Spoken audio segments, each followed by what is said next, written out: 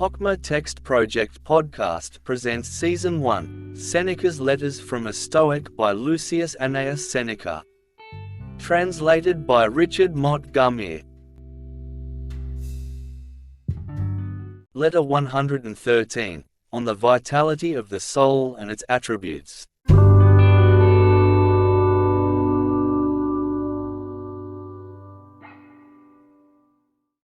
You wish me to write to you my opinion concerning this question, which has been mooted by our school, whether justice, courage, foresight, and the other virtues, are living things. By such niceties as this, my beloved Lucilius, we have made people think that we sharpen our wits on useless objects, and waste our leisure time in discussions that will be unprofitable. I shall, however, do as you ask, and shall set forth the subject as viewed by our school. For myself, I confess to another belief. I hold that there are certain things which befit a wearer of white shoes and a Greek mantle. But what the beliefs are that have stirred the ancients, or those which the ancients have stirred up for discussion, I shall explain to you. The soul, men are agreed, is a living thing, because of itself it can make us living things, and because living things have derived their name therefrom. But virtue is nothing else than a soul in a certain condition, therefore it is a living thing. Again, virtue is active, and no action can take place without impulse. And if a thing has impulse, it must be a living thing, for none except a living thing possesses impulse. A reply to this is, if virtue is a living thing, then virtue itself possesses virtue. Of course it possesses its own self. Just as the wise man does everything by reason of virtue, so virtue accomplishes everything by reason of itself. In that case, say they, all the arts also are living things, and all our thoughts and all that the mind comprehends. It therefore follows that many thousands of living things dwell in man's tiny heart, and that each individual among us consists of, or at least contains, many living beings. Are you gravelled for an answer to this remark? Each of these will be a living thing, but they will not be many separate living things. And why? I shall explain, if you will apply your subtlety and your concentration to my words. Each living thing must have a separate substance, but since all the things mentioned above have a single soul, consequently they can be separate living things but without plurality. I myself am a living thing, and a man, but you cannot say that there are two of me for that reason. And why? Because, if that were so, they would have to be two separate existences. This is what I mean, one would have to be sundered from the other so as to produce two. But whenever you have that which is manifold in one whole, it falls into the category of a single nature, and is therefore single. My soul is a living thing, and so am I, but we are not two separate persons. And why? Because the soul is part of myself. It will only be reckoned as a definite thing in itself when it shall exist by itself. But as long as it shall be part of another, it cannot be regarded as different. And why? I will tell you, it is because that which is different must be personal and peculiar to itself, a whole, and complete within itself.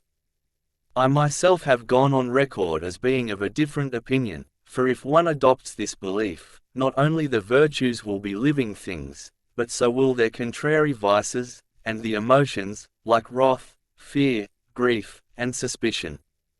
Nay, the argument will carry us still further, all opinions and all thoughts will be living things. This is by no means admissible, since anything that man does is not necessarily the man himself.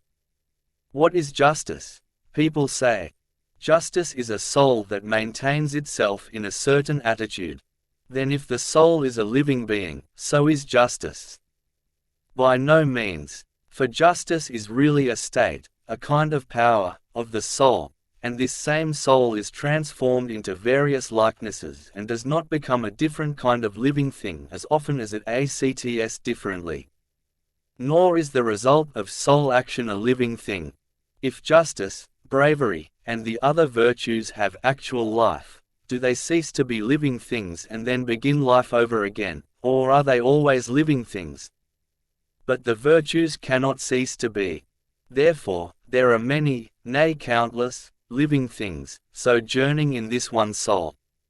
No, is the answer, not many, because they are all attached to the one, being parts and members of a single whole. We are then portraying for ourselves an image of the soul like that of a many-headed hydra, each separate head fighting and destroying independently. And yet there is no separate living thing to each head, it is the head of a living thing, and the hydra itself is one single living thing. No one ever believed that the chimera contained a living lion or a living serpent. These were merely parts of the whole chimera, and parts are not living things. Then how can you infer that justice is a living thing? Justice, people reply, is active and helpful. That which acts and is helpful, possesses impulse, and that which possesses impulse is a living thing.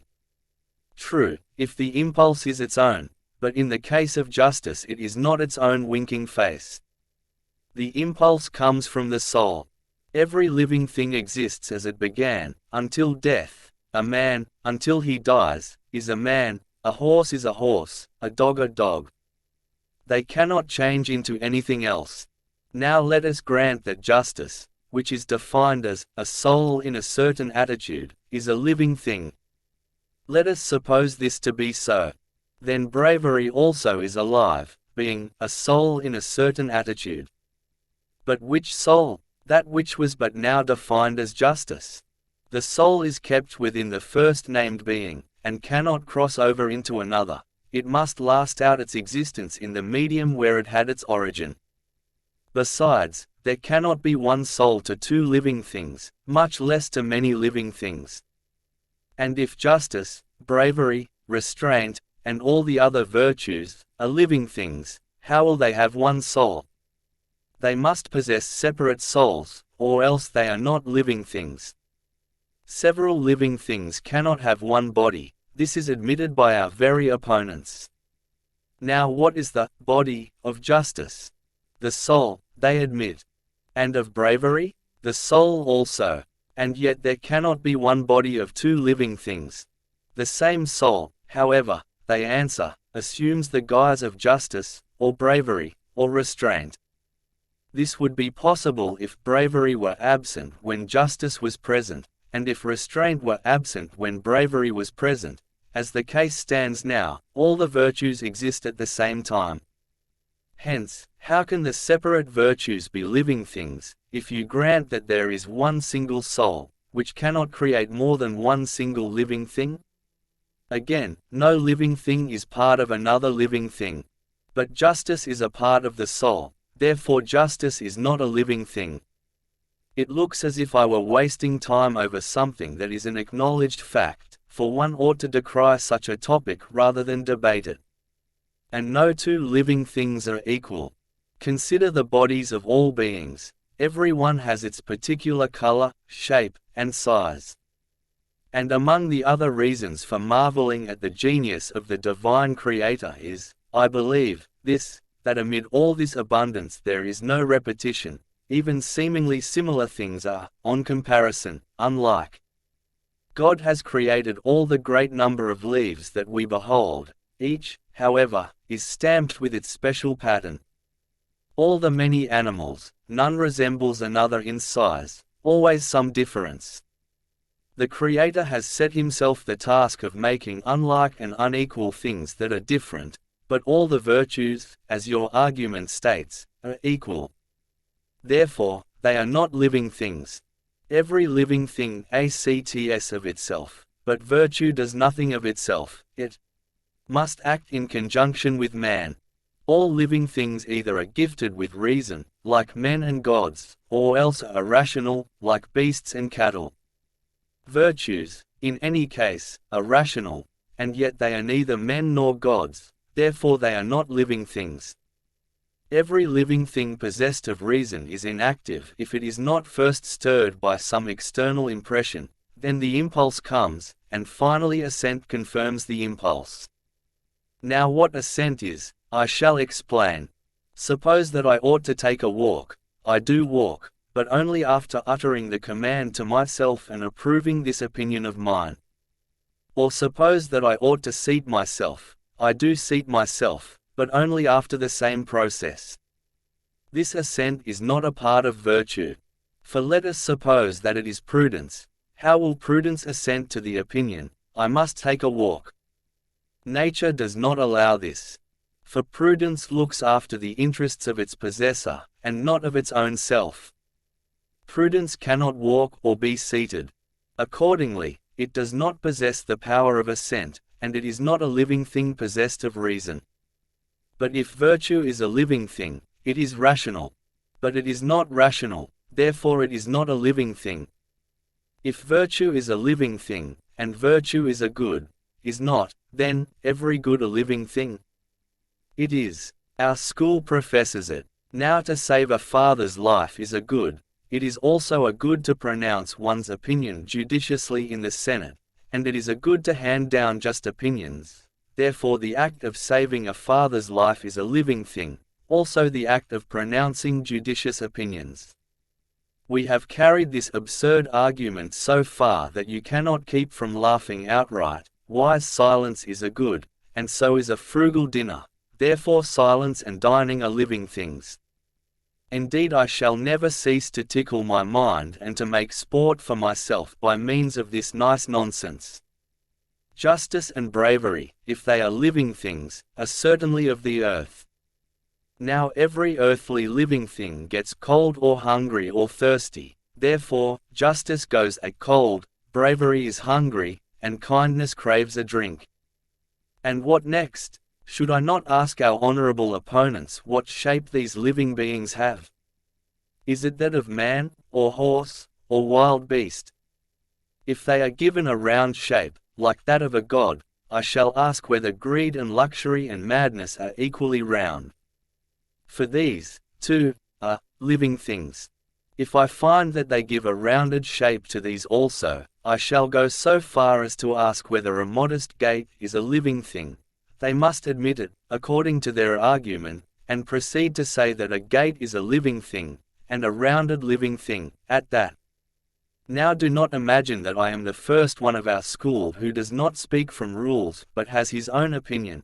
Cleanthus and his pupil Chrysippus could not agree in defining the act of walking. Cleanthus held that it was spirit transmitted to the feet from the primal essence, while Chrysippus maintained that it was the primal essence in itself. Why, then, following the example of Chrysippus himself, should not every man claim his own freedom, and laugh down all these living things, so numerous that the universe itself cannot contain them? One might say, the virtues are not many living things, and yet they are living things. For just as an individual may be both poet and orator in one, even so these virtues are living things, but they are not many. The soul is the same, it can be at the same time just and prudent and brave, maintaining itself in a certain attitude toward each virtue. The dispute is settled, and we are therefore agreed. For I shall admit, meanwhile, that the soul is a living thing with the proviso that later on I may cast my final vote, but I deny that the acts of the soul are living beings. Otherwise, all words and all verses would be alive, for if prudent speech is a good, and every good a living thing, then speech is a living thing. A prudent line of poetry is a good, everything alive is a good, therefore, the line of poetry is a living thing. And so, arms and the man I sing, is a living thing, but they cannot call it rounded, because it has 6 feet. This whole proposition, you say, which we are at this moment discussing, is a puzzling fabric. I split with laughter whenever I reflect that solecisms and barbarisms and syllogisms are living things, and, like an artist, I give to each a fitting likeness. Is this what we discuss with contracted brow and wrinkled forehead? I cannot say now, after Celius, what melancholy trifling. It is more than this, it is absurd. Why do we not rather discuss something which is useful and wholesome to ourselves, seeking how we may attain the virtues, and finding the path which will take us in that direction? Teach me, not whether bravery be a living thing, but prove that no living thing is happy without bravery, that is, unless it has grown strong to oppose hazards and has overcome all the strokes of chance by rehearsing and anticipating their attack. And what is bravery? It is the impregnable fortress for our mortal weakness. When a man has surrounded himself therewith, he can hold out free from anxiety during life's siege, for he is using his own strength and his own weapons. At this point I would quote you a saying of our philosopher Posidonius: there are never any occasions when you need think yourself safe, because you wield the weapons of fortune. Fight with your own. Fortune does not furnish arms against herself, hence men equipped against their foes are unarmed against fortune herself. Alexander, to be sure, harried and put to flight the Persians, the Hyrcanians, the Indians, and all the other races that the Orient spreads even to the ocean, but he himself, as he slew one friend or lost another, would lie in the darkness lamenting sometimes his crime, and sometimes his loss. He, the conqueror of so many kings and nations, was laid low by anger and grief. For he had made it his aim to win control over everything except his emotions. Oh, with what great mistakes are men obsessed, who desire to push their limits of empire beyond the seas, who judge themselves most prosperous when they occupy many provinces with their soldiery and join new territory to the old.